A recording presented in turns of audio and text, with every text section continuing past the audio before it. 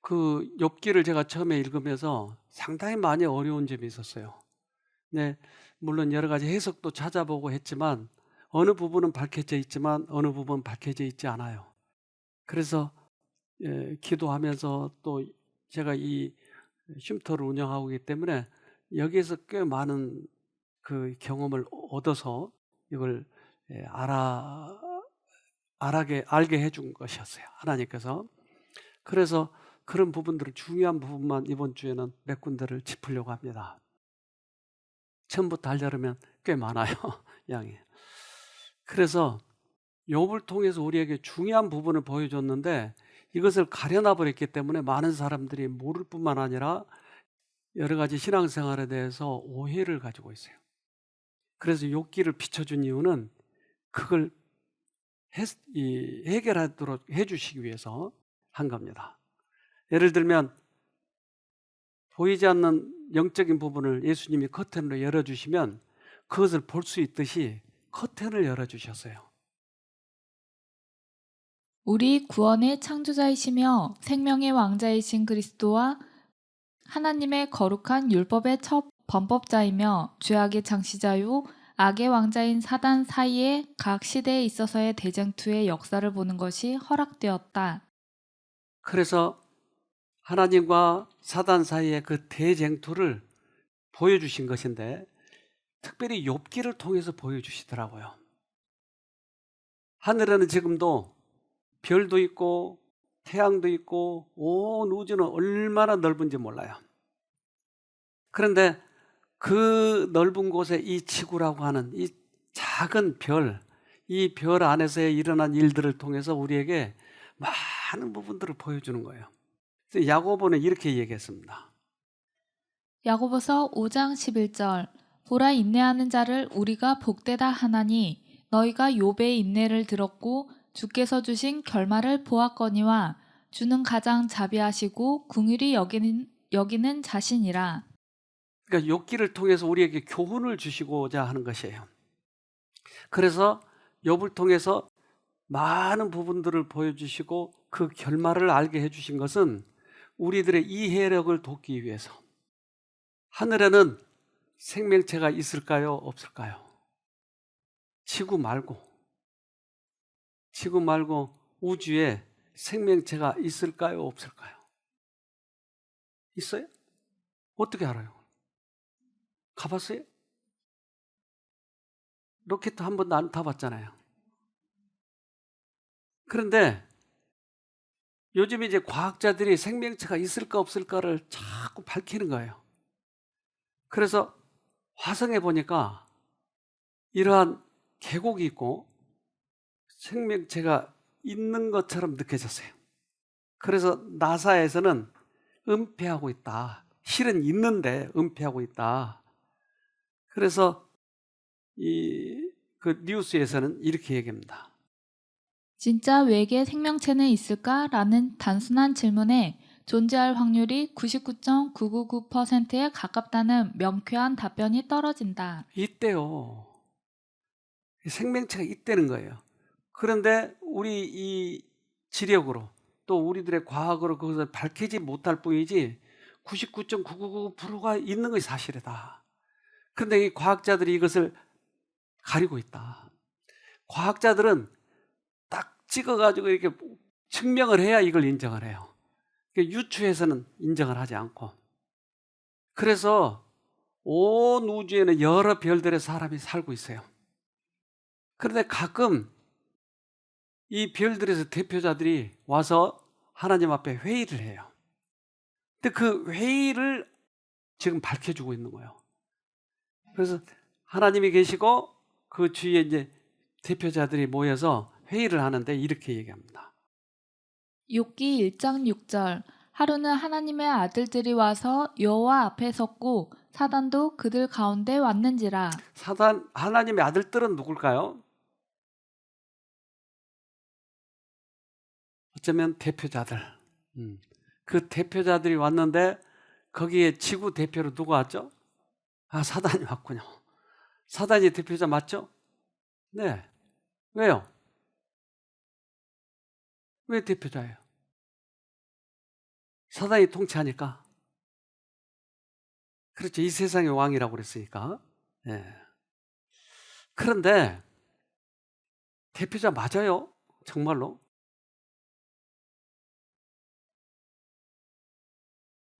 네? 쉼터 대표자에 우리 홍 집사님이 온 거예요. 맞아요? 아니에요? 왜 아니에요? 인물도 잘났고 아니에요? 사단이. 그런데 사단이 지 잘났다고 지가 온 거예요. 근데 하나님께서는 누군가가 대표자가 있을 텐데 이 지구의 대표할 만한 사람이 하나님께서는 누군가 있을 걸로 생각을 했는데 사단은 지가 대표자라고 하는 거예요. 그러니까 하나님께서 보기에는 아닌 거예요. 즉 지구의 대표는 하나님을 믿는 사람들이 있다 이 말이에요. 그들이 대표자죠. 그러니까 하나님께서는 왜 홍집사 당신이 와? 하고 물어보는 거예요. 욥기 1장 7절 여호와께서 사단에게 이르시되 내가 어디서 왔느냐 사단이 여호와께 대답하여 가로되 땅에 두루돌아 여기저기 다녀왔나이다. 네가 와서? 하나님, 지구에 보니까 하나님 믿는 녀석들이 하나도 없어요. 그러니까 내가 대표자죠. 하나님은 찾았어요. 근데 이 사단은 그걸 빨리 깨닫고 머리가 얼마나 좋은가 보세요. 이게 다 내가 두루두루 돌아다녀봐도 믿는 녀석들이 하나도 없어요. 그래서 내가 왔지요. 그러니까 온 우주의 그 회의에서 이런 일들이 벌어지고 있었다고 하는 것이에요. 그러니까 커튼을 걷어서 하나님께서 지금 이 장면들을 보여주고 있는 거예요. 사단은 영원하신 왕 앞에 경배하기 위해서가 아니고 의로운 자들에 대하여 자신의 악한 술책을 쓰기 위해서 참석했다. 사단은 똑같은 목적으로 사람들이 하나님을 경배하기 위하여 모이는 곳에 참석한다. 그러면 여기도 와 있겠네요. 사단이 와 있겠네요. 그러니까 여러분들이 가끔 넘어가 버린 거죠. 네, 여기도 와 있군요. 하나님은 믿는 자들을 당신의 아들이라고 자녀라고 얘기를 해요. 근데 사단은 다른 목적을 가지고 있다. 그래서 하와에게도 그렇게 와서 건드리죠. 우리들은 인간에게 주어진 최고의 권리는 뭐죠? 최고의 권리, 자유의지. 그러니까 여러분들 자유의지를, 사람들을 자유의지를 지배해버리려고 하는 것은 큰 죄예요, 사실은. 부부끼리도 그럴까요? 그럼요. 그래서 우리끼리도 그래요. 상대방을 지배하려고 가리키려고 하면 이것은 큰 죄예요, 사실은. 그러니까 상대방의 인격을 존중하고 서로 의견을 개진하는 것은 참 좋은 일이지만 내가 그를 지배해버리려고 하는 이 정신은 다른 쪽에서 오는 거예요. 우리에게는 그것을 선택할 권리가 있다 이 말이에요. 하나님 쪽이나 사단 쪽을. 그러니까 이 권리가 보증될 때, 즉 존중될 때 인간은 최고대로 발달하게 돼 있어요. 그런데 뭉개버리면 인간은 인간의 권리를 보증 못 받기 때문에 불행해요. 참 불행해요. 그래서 누르고 그러면 어떻게 되는지 아세요, 여러분? 여러분 자녀들 해봤잖아요. 내가 가지고 마음대로 애들을 해봤잖아요. 그렇게 푸시를 하고. 애들이 어떻게 되죠? 둘 중에 하나예요. 제가 부모 학생 프로그램 하면서 그걸 확실히 느꼈어요. 하나는 정신이 깨어지는 거예요. 즉 정신병이 되는 거예요. 우울증이라든지 여러 가지 병으로 빠져요. 또 하나는 반항을 해가지고 벗어나는 거예요. 둘 중에 하나예요. 그래서 꽤 많은 문제아들은 가정에서 생산해낸 거예요. 그래서 자유의지를 존중해야 돼요. 우리에게는 선택할 권리가 있는 것입니다. 사람들을 강제로 그들의 불신을 굴복시키는 것이 하나님의 계획이 아니다. 그들 앞에는 빛과 어두움, 진리와 오류가 있다. 어느 것을 받느냐 하는 것은 그들이 결정할 일이다. 인간의 마음에는 옳고 그른 것을 분별할 수 있는 능력이 주어져 있다. 주님께서는 우리에게 이 능력을 주셨다고 하는 거예요. 생각은 우리가 만들어낼 수는 없지만 이것을 분별할 수 있는 능력은 있는 거예요. 그래서 생각이 들어올 때 내가 어느 쪽을 선택하느냐, 이것은 참 중요해요. 지금도 사회에는 여러 가지 유혹거리가 있어요. 마약도 있고 술도 있고 여러 가지 것들이 있어요. 우리에게 게임도 있고. 근데 이것을 내가 선택하느냐 아니냐는 내가 선택하는 것이었어요. 결국은. 마음은 충실히 지켜야 한다. 그렇지 않으면 밖에 있는 악이 속에 있는 악을 일깨워 영혼은 어둠 속에서 방황할 것이다. 네, 여러분 이러한 그 진리는 참 중요해요. 시험이 어떻게 온다고요? 내 속에 훔치고 싶은 마음이 있다 이 말이에요. 도심이 있다고요. 그러면 도둑질할 수 있는 환경을 만들어 놓는 거예요. 그러니까 밖에 있는 악이 나에게 와서 그 도심에 도둑질하고 싶은 마음에 호소하는 거예요. 야, 기회야, 기회. 이거 한 번만 해봐. 그럼 평생 먹고 살아. 이렇게 기회가 오는 거예요, 나에게. 그러면 내가 선택을 하는 거예요, 이거를. 밖에 있는 악이 안에 있는 악을 충동시킨다 이 말이에요. 선택하느냐 아니냐는 내가 하는 것이에요. 그러면 이 악이 어디서 왔어요? 자, 다시 한번 설명합시다. 내가 돈이 없는 거예요. 근데 금은방에 갔어요. 주인이 없어. 그러면 거기서 훔쳐가지고 온다 이 말이에요. 그러면 금은방에 내가 왜 갔어요?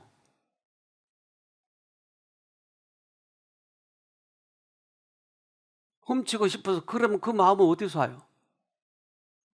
사단으로부터 오는 거죠. 그러면 그 시험은 누가 했다고요? 누가 했어요? 사단이 했어요. 그런데 우리가 병에 걸리면 누가 줬다고 그래요?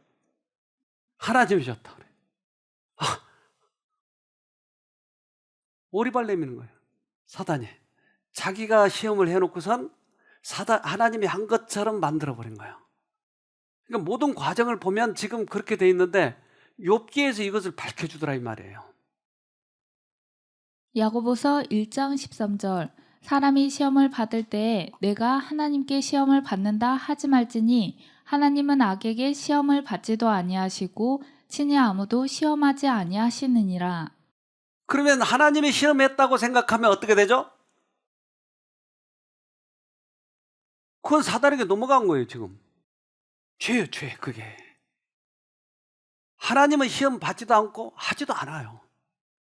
그러니까 사단이 이 시험을 했는데 이게 닭 잡아먹고 오리발 내미니까 속아버린 거예요 우리가.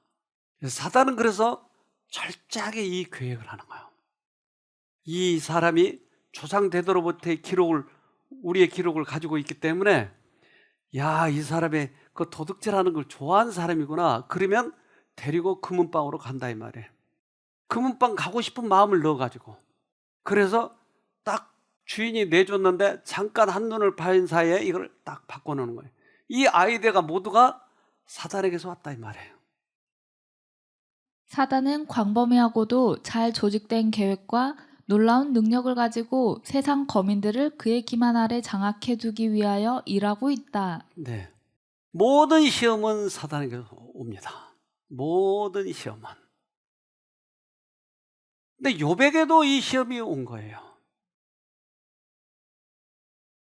욥기 1장 8절 여호와께서 사단에게 이르시되 내가 내 종 욥을 유의하여 보았느냐 그와 같이 순전하고 정직하여 하나님을 경외하며 악에서 떠난 자가 세상에 없느니라.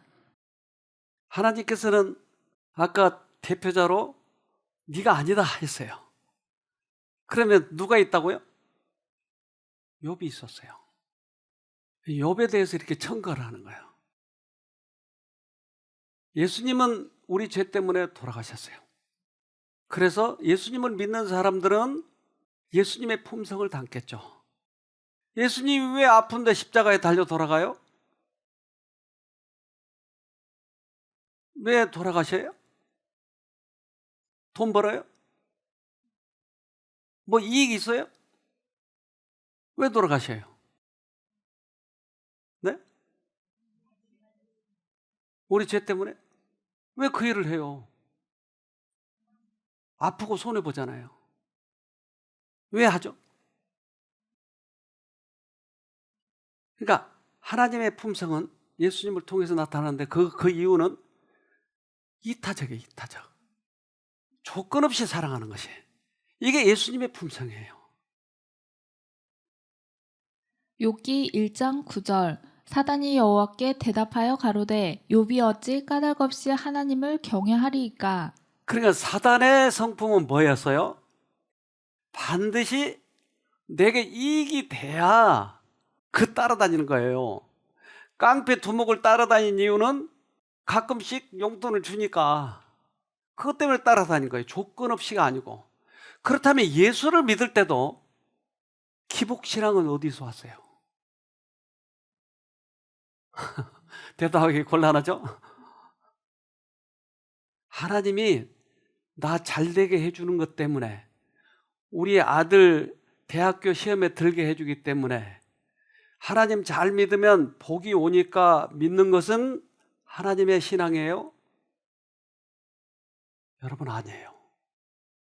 그러니 많은 교회에서 복 받기 위해서 다니고 있잖아요. 까닭 없이 하나님 믿겠나이까? 어디서 온 말이네요, 그게. 그래서 우리가 하나님을 믿는 것은 잘 생각해 봐야 돼요. 예수님이 우리 죄 때문에 돌아가셨어요. 그 사랑에 감동이 돼서 목숨을 내놓는 것은 아름다운 일이지만, 교회를 다니면 가끔 돈 준다더라, 그래도 잘 되게 해준다더라, 이것 때문에 다니면 뭔가 좀 생각해 봐야 되는 것이. 욥기 1장 10절로 11절 주께서 욥과 그 가정과 재산을 늘 지켜주지 않으셨습니까? 주께서 그가 하는 일마다 복을 주셔서 부유해진 것입니다. 그러나 이제 주께서 손을 내미셔서 그가 가진 모든 것을 빼앗아 보십시오. 그러면 그가 주님을 똑바로 쳐다보며 저주할 것입니다. 사단의 성향이에요, 이게. 그러니까 마누라도 주고 집도 주고 돈도 줬잖아요. 그러니까 하나님 믿지, 한번 뺏어 보세요. 자, 이것이 시험의 지금 동기였어요. 그렇다면 욥이 어떻게 하면 이 시험에서 이겨요? 그래서 시험이 오는 동기를 잘 봐야 돼요. 욥을 가지고 온 우주의 지금 선악간의 싸움을 보여주고 있는 것이에요. 시험은 사단이 걸었는데 그 시험을 거는 이유가 욥의 그 성품을 보기 위한 것이었어요. 하나님의 나라의 원칙인 무아의 정신은 사단이 미워하는 것이다. 그는 무아의 정신이란 있을 수 없다고 말한다. 네, 그건 안 돼요. 그거는 하늘에서나 하나님이나 하는 것이지 인간들은 못해요. 도저히 그럴 수가 없어요. 그래서 지금 이 기복신앙이 팽배해진 이유는 바로 이 사단의 방해 때문에 그런 것입니다. 기복신앙은 다른 데서 온 것이에요. 그런데 그것은 이방신들이 믿는 그것인데 기독교 안에도 이것이 깊이 들어와 있는 것이에요.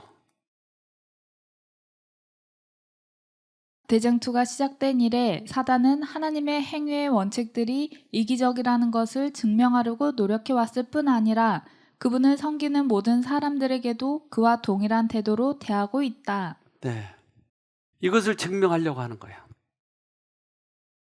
동물들이 말해요. 동물들이 동물들을 도와주는 거 보셨어요? 동물들이 동물들을 도와줘요. 한번 그런 장면을 좀 볼까요?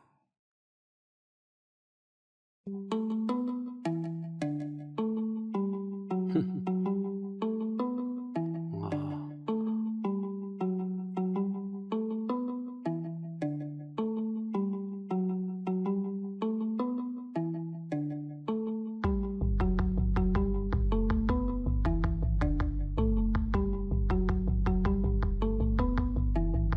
왜 개가 저렇게 떠다닐까요?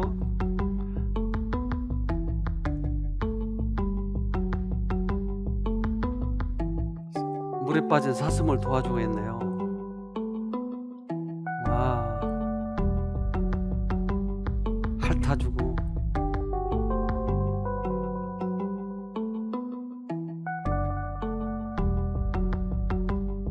자기 동료를 도와서.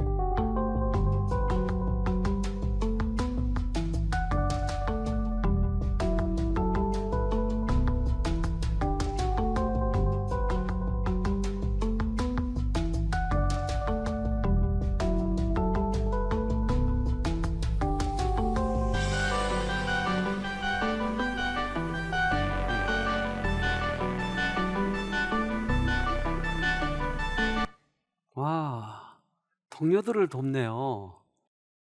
참 저런 장면 보면 감동이잖아요. 동물들끼리. 인간이 동물들을 도와주는 것은 상당히 당연한데 동물들끼리. 하나님이 우리를 돕는 것은 상당히 당연하다고 생각하는데 하나님을 믿는 사람들이 다른 사람을 도와주는 것은 신기한 일인가요? 당연한 일이네요. 근데 우리 인간들 마음속에 그게 없는 이유는 뭐냐 이거예요. 이기적인 것 어디서 온 거냐 이 말이에요. 그래서 우리가 나도 모르는 사이에 기복신앙이 되어 있는 거예요. 그런데 예수님이 이 땅에 오셔서 보이신 일은 모두 다 이타적인 것이었어요. 그리스도께서 사람의 형상으로 세상에 오신 것은 당신의 생애를 통해 친히 무아의 정신의 신뢰를 보이시기 위해서였다. 네, 하나님의 성품을 보여주러 오신 것이에요. 그래서 인간들도 다른 사람들을 돕는 것이 무아의 정신으로 도와준다고 하는 것은 그것은 하나님의 정신이에요. 그것은. 그래서 교회를 열심히 다니지만 자기의 복만을 위해서 다니는 것은 사실은 크게 의미가 없는 거죠. 자기 희생을 통하여 그리스도의 고난에 동참한 사람들의 기록에 두 사람, 구약의 한 사람, 신약의 한 사람의 이름, 곧 요나단과 침례 요한의 이름이 있다. 침례 요한은 예수님이 오신 것, 그것을 세상 사람들에 알리기 위해서, 그리고 나서 그는 곧 어떻게 됐죠? 알리고 나서 죽어요.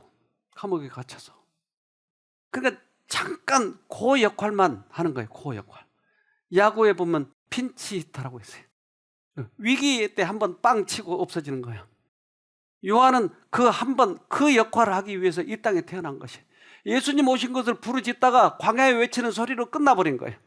그런 신들매도 감당하기 힘들 만한 그런 예수님을 선전하러 잠깐 온 거예요. 그것을 위해서 이 땅에 온 거예요. 요한은. 그러니까 이타적인 것이에요. 요한복음 3장 30절.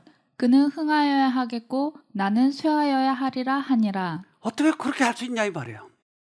그는 흥해야 되고 자기의 모든 제자들이 예수께 다 가버렸을 때 얼마나 야구르겠어요.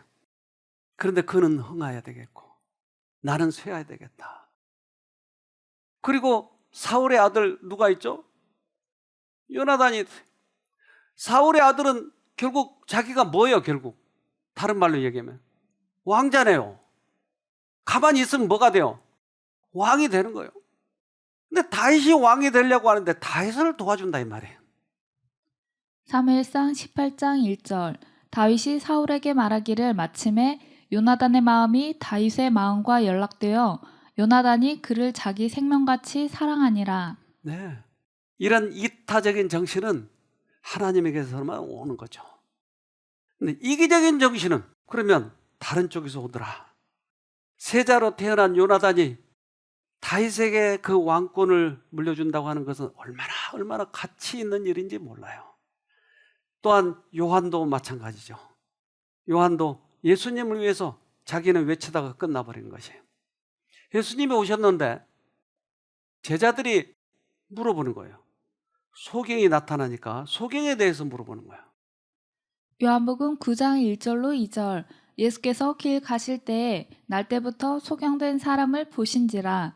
제자들이 물어 가로되 라삐여 이 사람이 소경으로 난 것이 네 죄로 인함이오니까 자기오니까 그 부모니까.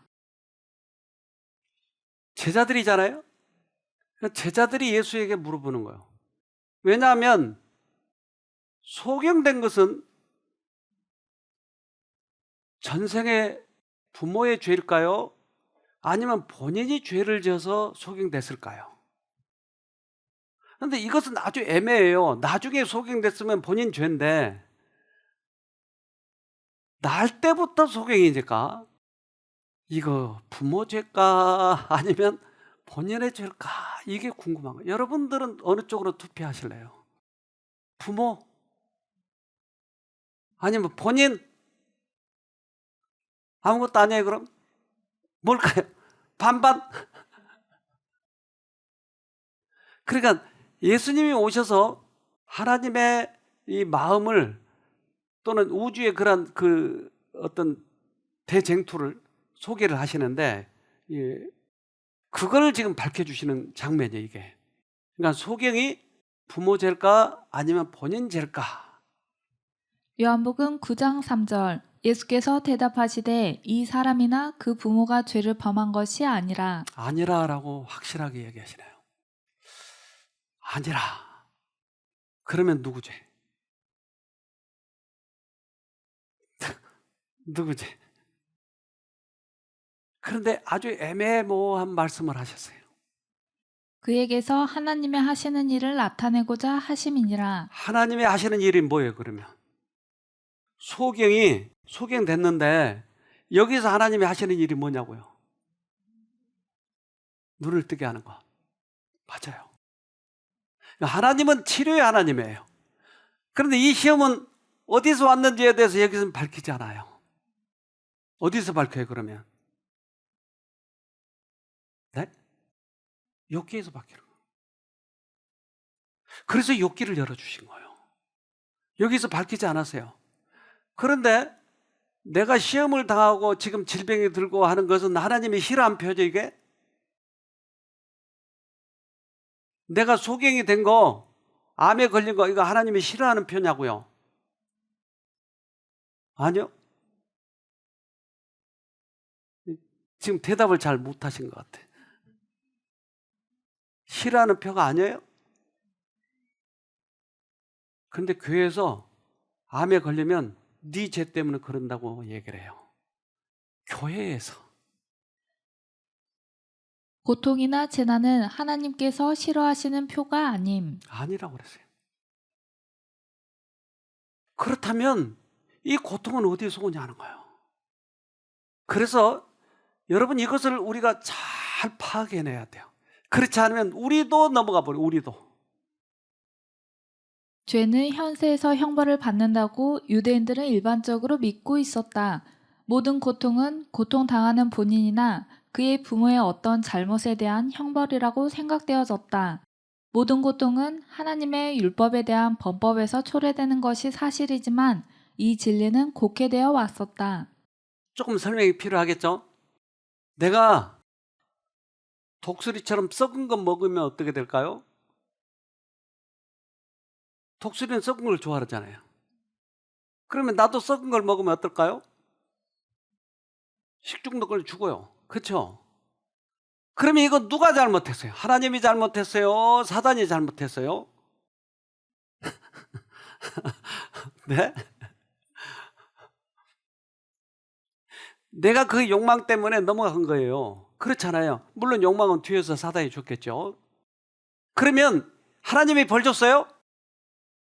이걸 하나님 벌 줬다고 사람들은 자꾸 그러는 거예요.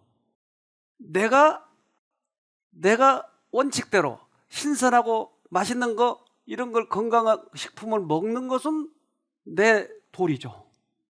그런데 그걸 먹어놓고서 아프면 하나님이 왜 치셨냐고 하는 거예요. 좀 웃기잖아요, 이거.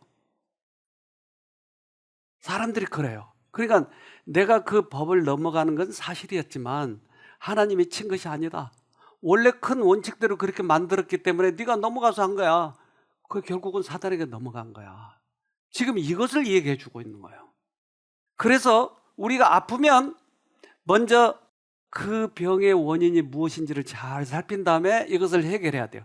우리 인간의 힘으로 해결하기가 힘들 때는 하나님께 구하는 것이에요. 죄와 죄의 모든 결과의 장본인인 사단은 사람들로 하여금 질병과 죽음은 죄 때문에 당하는 독단적인 형벌로서 하나님에게서 오는 것으로 생각하게 하였다. 그래서 큰 고통 혹은 큰 재난에 빠진 자들은 큰 죄인으로 간주되는 짐을 더 얹어졌었다. 네. 그 죄 때문에 독단적으로 온다고 생각하니까 이게 안 풀리는 거예요, 잘. 그러니까 욥의 경험을 통해서 우리에게 보여주고 있는 거예요. 특별히 투병 생활을 하는 분들은 이것을 명확하게 가려줘야 돼요. 그래야 투병 생활에 효과가 있어요. 분명한 그런 목표가 있고. 그러면 용기가 생기고 희망이 생기는 것이에요. 하나님께서는 이런 잘못된 생각을 예방하시기 위해 계획된 한 교훈을 일찍이 주셨었다. 욥의 역사는 고통은 사단에 의해 가해진 것이며 자비의 목적을 위해 하나님에 의해 이용되었음을 보여주었다. 그러네요. 사단이 우리에게 시험을 주고 내가 동조해서 그쪽을 선택했을 때 우리에게 시험이 오는 거예요. 아예 처음부터 이 초점 박살시켜버리면 안 오겠죠? 그런데 어쨌든 죄인이기 때문에 그것을 받아들이게 되면, 내가 과식을 하게 되면, 내가 하지 말아야 할 그런 음탕한 짓을 하면 시험에 걸려드는 것이에요. 그러면 이것은 사단과 나의 그런 관계예요. 그리고 하나님께서는 절대 이것에 개입하지 않아요. 그런데 하나님이 벌을 주셨다고 자꾸 얘기하는 거예요. 그러면 우리가 시험이 오면 어디로 가죠? 하나님이 벌을 주셨으면 어디로 가죠? 갈 데가 없어요, 우리가. 이것을 사단은 교묘하게 활용하는 것이에요. 한 분이 오셨는데 이분은 가한 경화. 그래서 가한 경화 이걸 이제 간을 이식해야 돼요. 방법이 없으니까. 근데 형이 주려고 했는데 형의 간을 킁이를 재니까 맞지 않아요, 이분하고.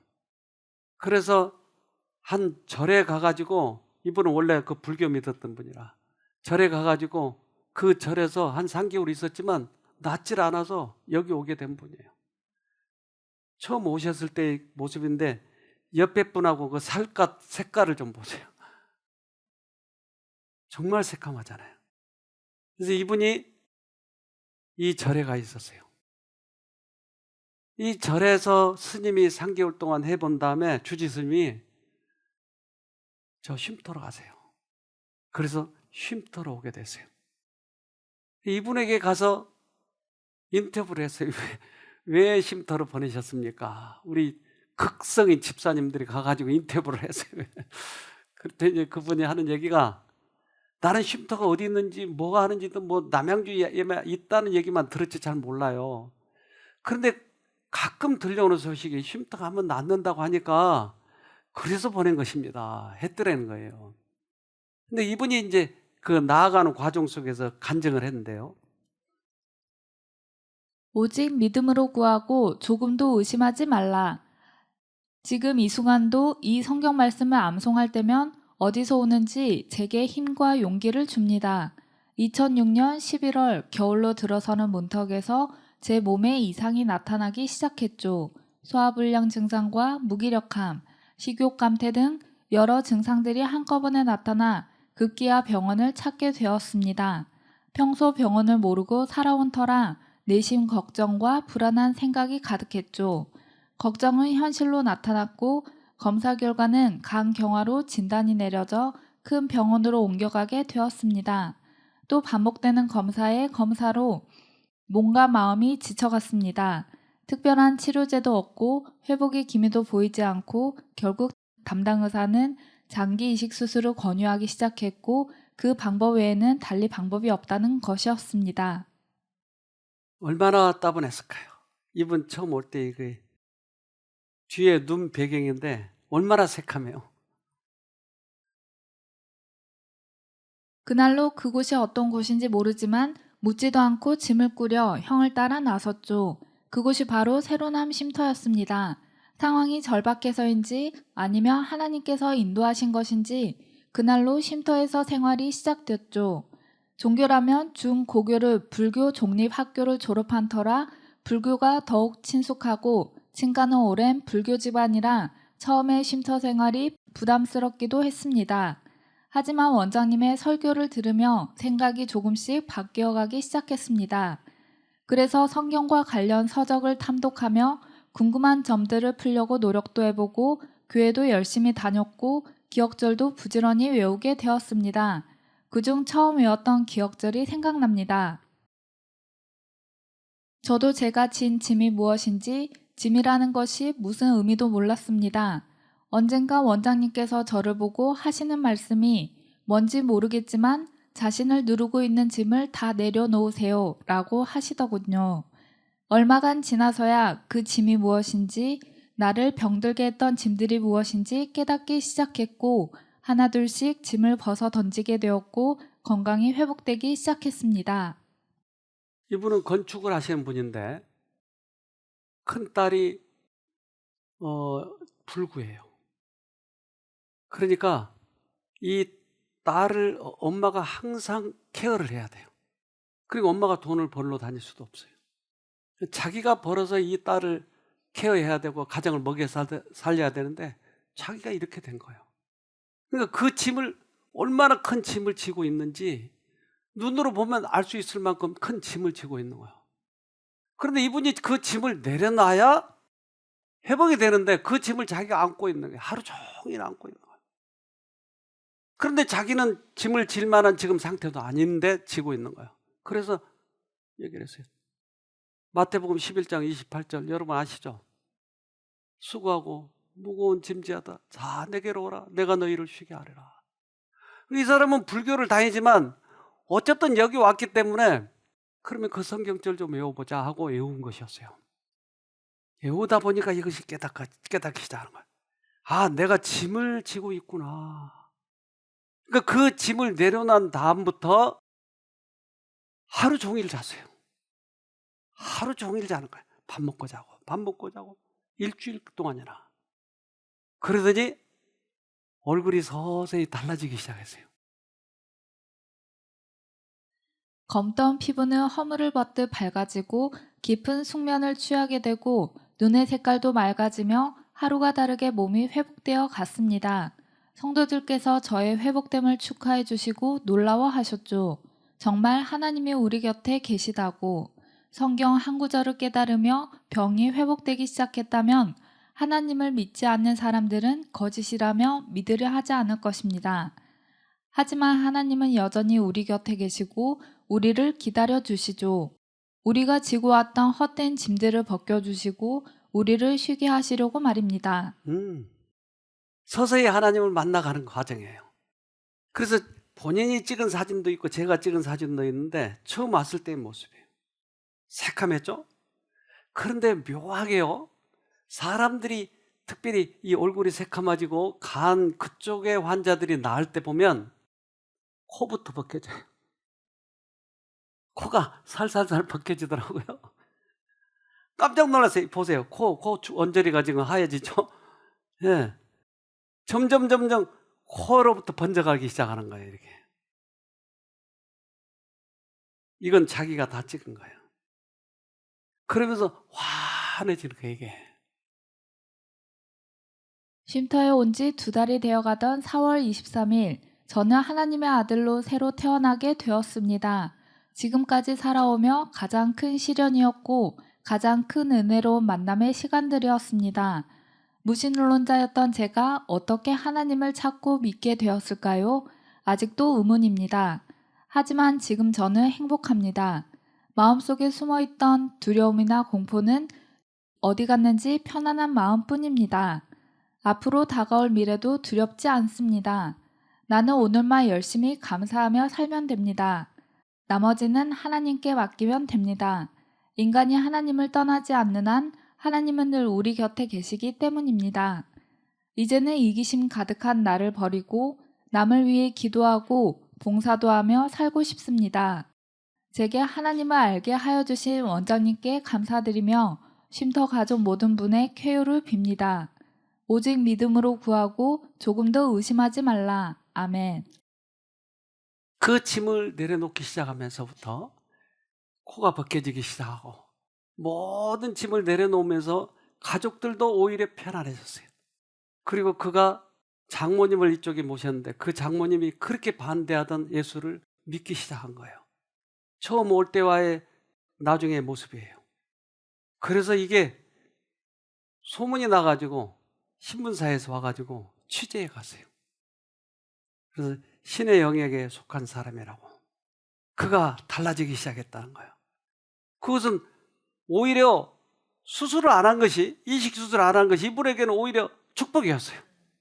하나님을 믿게 된 것이 그에게는 축복이었어요.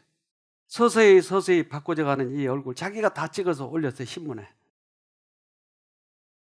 수고하고 무거운 짐진 자들아 다 내게로 오라. 내가 너희를 쉬게 하리라. 평범하고 쉬운 문구지만 이 말씀 속에는 크나큰 진리와 지혜가 들어 있었습니다. 하나님을 알기 전에는 단순한 성경의 한 구절이었지만 하나님이 계심을 알고 난 지금은 병든 인간을 치료하는 확실한 처방전임을 깨달았습니다. 이기적이었던 사람이 이타적으로 바뀌고 자기가 짐을 지고 있었지만 사단이 준 거로구나 이게. 그러니 하나님께 피하기만 하면 되는 것이에요. 여기에 치료책이 있었어요. 그가 여기 왔을 때는 아이가 초등학교 3학년이었어요. 근데 아이가 점점 자라가지고 그쪽 우리가 구심터에 했었으니까 이제 이쪽이 오픈할 때 오픈 그 식에 참석을 했더라고요. 근데 아이가 중학생이 된 거예요. 만약에 그때 그 아빠가 죽었다면 이 아이는 어떻을까요? 너무나 암담하잖아요. 근데 그가 살아서 이렇게 기뻐하는 거예요. 그 아이가 점점 자라서 지금은 대학생 졸업했을 거예요, 지금. 네. 졸업했을 거예요. 그 아빠가 그때 죽었더라면 어떡할 뻔했어요. 그래서 여러분 이 투병 생활에서 이겨야 돼요. 근데 투병 생활의 그 요지, 즉 욥이 무엇을 깨달았는가 이것을 잘 우리가 염두에 두면 우리도 이렇게 회복될 수 있다고 하는 것이에요.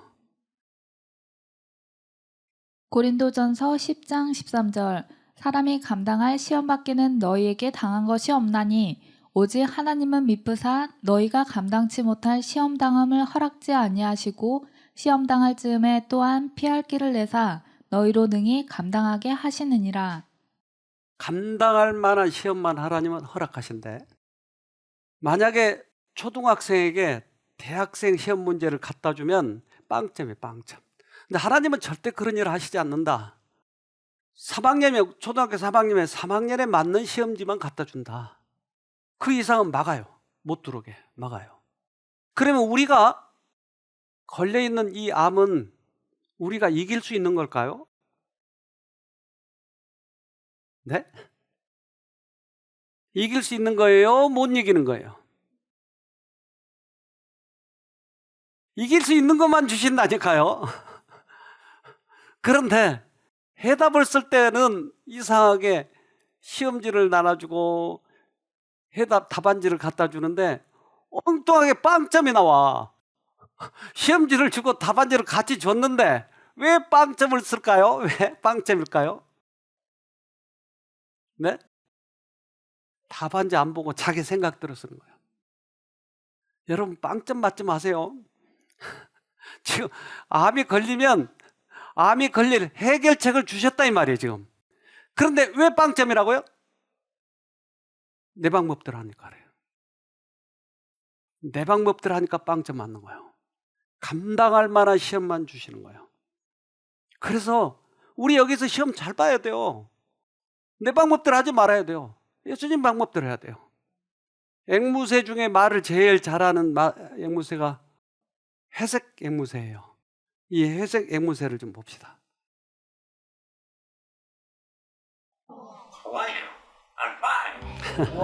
할리우드 진출을 꿈꾸며 영어 공부까지. 반면 박소연은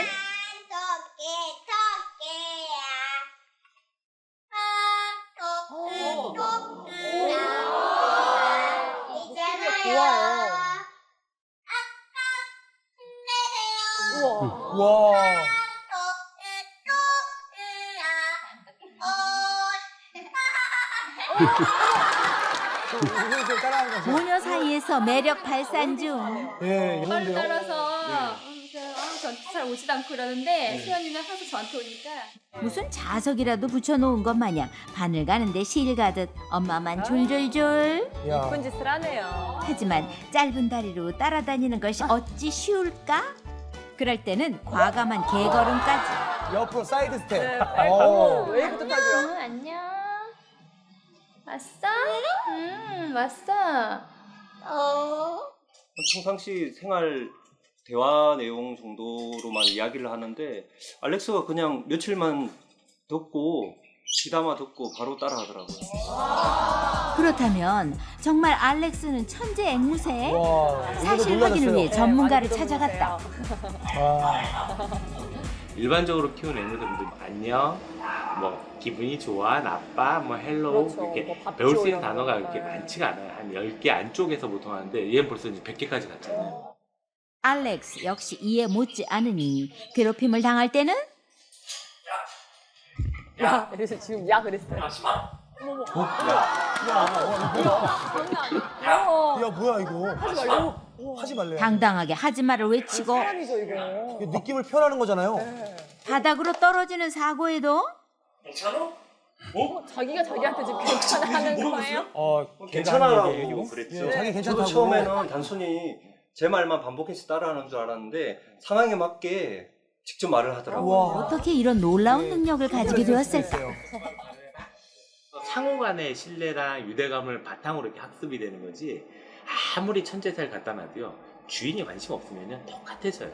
그러니까 주인이 천재새를 만든 거다 이렇게 보시면 돼요. 야. 세상에 이런 일이 쫓아갈까요? 세상에 이것도 뭔가 사치예요, 그죠? 사람들의 인기에 한 몸에 받을 필살기를 연습 중인데 이런 일이 하고 싶지 않아요 지금. 세상에 삐졌어요. 완전 집중해서 몰입해서 지금 듣고 있는 거예요. 그래요? 이러고 나면 틀림없이 며칠 지나면 따라해요.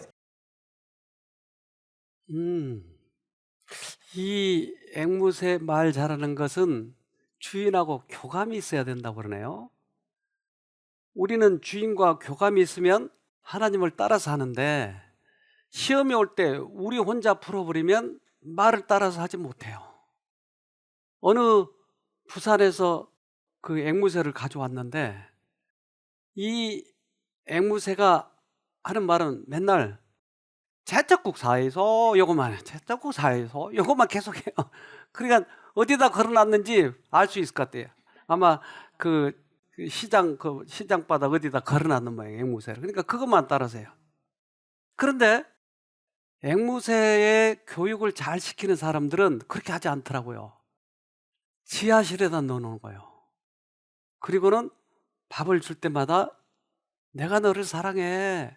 사랑해. 그리고 딱 닫아놔. 그리고 밥 줄 때마다 사랑해. 사랑해. 그럼 이게 몇 마디로 계속 가르치는 거예요. 그러다가 너도 나를 사랑하니? 이렇게 여러 가지 말을 가르치는 거예요. 이걸 이제 창밖에다 꺼내놓으면 뭐라고 하겠어요? 내가 너를 사랑해. 너도 나를 사랑하니? 이 말을 계속 반복하지 않겠어요? 그러면 내가 짝사랑하는 여인한테 그거를 선물하면 맨날 거기서 내가 너를 사랑해 맨날 그 말만 하지 않겠어요? 우리가 말을 배울 때는 어디서 배운다고요? 지하실에서. 가장 힘들고 어려울 때 말을 배우는 거예요. 인생이 가장 어둡고 힘들 때 말을 배우는 거예요. 왜?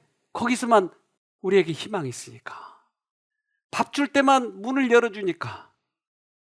우리는 이때 말을 배워야 되는 거예요. 여러분 지금 말을 배울 때예요. 욥에게 그렇게 시험을 허락하신 이유의 근본적인 목적은 뭐였어요? 욥에게 하늘의 말을 가르쳐 주려고. 욥이 이 시험을 통과하는 동안에 말을 배우는 거예요. 우리는 가장 어두운 시기가 오히려 우리에게는 가장 희망적인 것이에요. 많은 사람들이 그 죄책감과 하나님이 우리를 벌 주셨다고 하는 그것 때문에 힘들어요. 그러나 다윗 보세요. 다윗이 가장 힘들 때는 그가 죄를 지적당했을 때예요. 그가 밧세바를 범했을 때예요. 그런데 그 시간이 지난 다음에 다윗은 바로 아이가 죽은 다음에 어떻게 했어요? 파티를 열었어요. 옷을 왕복을 입고 사람들을 초청했어요. 그리고는 식사를 같이 했어요. 사무엘하 12장 20절 다윗이 땅에서 일어나 몸을 씻고 기름을 바르고 의복을 갈아입고 여호와의 전에 들어가서 경배하고 궁으로 돌아와서 명하여 음식을 그 앞에 베풀게 하고 먹은지라. 내가 사단의 시험에 걸려 들어가서 이건 내가 시인해. 그러나 그 죄값은 내가 받지 않아. 그는 궁으로 돌아왔어요. 그리고 밥을 같이 먹는 거예요. 하나님은 벌 주시는 분이 아니라고 하는 거예요. 다윗은 이것을 깨달았어요. 욥도 지금 이것을 깨달아가는 중이에요. 믿음이 있다고 하는 것은 내 죄 때문에 내가 죽는 거 아니야. 내가 벌 받는 거 아니다고 하는 것이에요. 이것을 확실히 선포하는 것이었어요. 욥기 1장 22절. 이 모든 일에 욥이 범죄하지 아니하고 하나님을 향하여 어리석게 원망하지 아니하니라. 아, 1라운드를 이렇게 해서 이기네요. 하나님을 원망하지 않는 것이에요.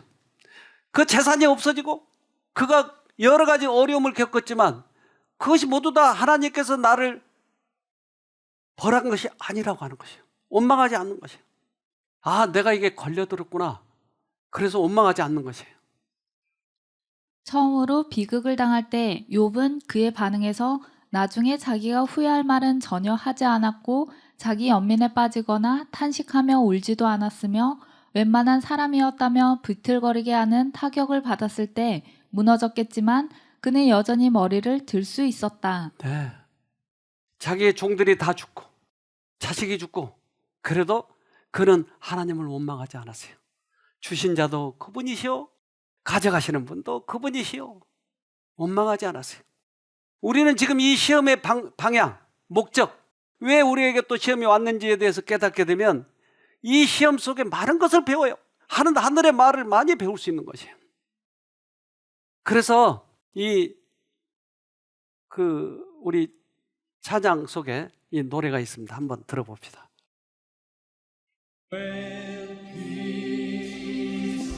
공명. 내 평생에 가는 길. 이 곡을 작사한 호레이쇼 G. 스패포드는 시카고의 저명한 변호사였고 린드 대학교와 시카고의 의과 대학의 법리학 교수요.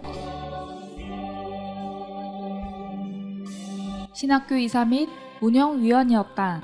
1873년 이 평화롭고 행복한 가정에 시련이 닥쳤다.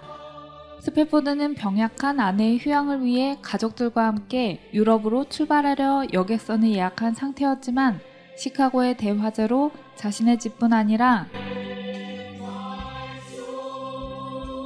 그가 출석하던 무디교회도 잿더미가 되고 말았다.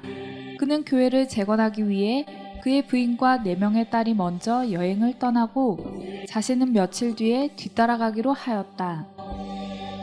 하지만 불행하게도 부인과 딸들이 탄 그 여객선은 화물선과 충돌해 침몰하였다. 스패포드 부인은 익사하기 직전 실신한 채 구명정에 의해 구조되었지만 4명의 아이들은 익사하고 말았다. 스패포드 부인은 영국에 도착한 직후에 남편에게 전보를 쳤다. 혼자 구조됨이라고. 스패포드는 아내를 데리러 서둘러 영국으로 가는 배를 탔다.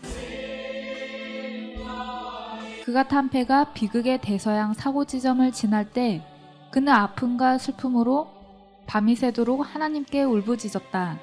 그렇게 몇 시간이 지난 후 새벽 3시경에 그의 생애에 일찍이 체험해보지 못한 깊고 깊은 평안이 그의 마음에 가득 차올랐다. 그는 즉시 종이를 꺼내어 그 마음의 평안을 기록했다.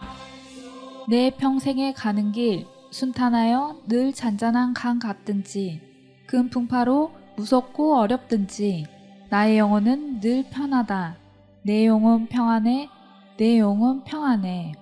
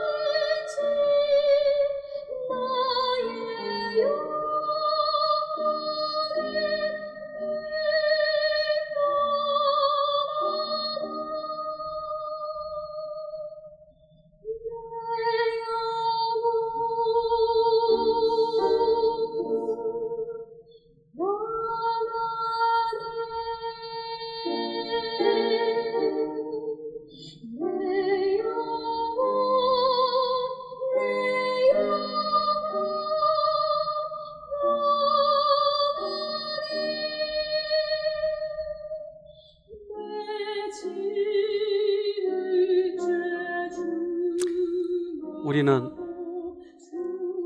인생의 항해를 하고 있습니다. 때로 평탄할 때도 있지만 때로 암이 찾아오고 정신의 문제가 찾아오고 그러기도 하죠. 그런데 그러한 과정 속에서 우리는 어떻게 이것을 대처하느냐 하는 거예요. 딸이 다 죽고 재산이 다 날라고 화재로 다 타버렸지만 어떻게 내 영혼 평안하다고 노래할 수 있을까요? 그는 하나님의 의도를 알았고 사단이 이렇게 시험했다고 하는 것을 알았기 때문에 이것은 나를 유익하게 하기 위해서 시험을 허락하신 것으로 알았어요. 우리가 비록 어렵고 힘든다 할지라도 우리는 이 시험을 이길 수 있어야 돼요. 욥보다 더 고통스러운 시험이 없었어요, 사실은. 그래서 성경은 욥을 제시한 거예요. 욥 아들이 다 죽었잖아요. 재산이 다 없어졌잖아요. 자기는 극한 질병으로 고생했잖아요. 그러나 그 모든 그러한 시험을 당하면서 욥은 승화되었어요. 우리도 꼭 승리하도록 하십시다. 기도합시다. 하늘에 계신 아버지, 우리들에게 오는 시험 그 모두가 사단에게서 온 것을 이제 알았습니다. 그리고 얼마든지 우리가 이길 수 있는 것이었음을 알게 되었습니다. 우리의 인생의 목표, 이제까지 이기적인 목적으로 살아버렸다면 이제는 이번 경험을 통해서 이타적인 멋지고 아름다운 생애가 되도록 도와주시옵소서.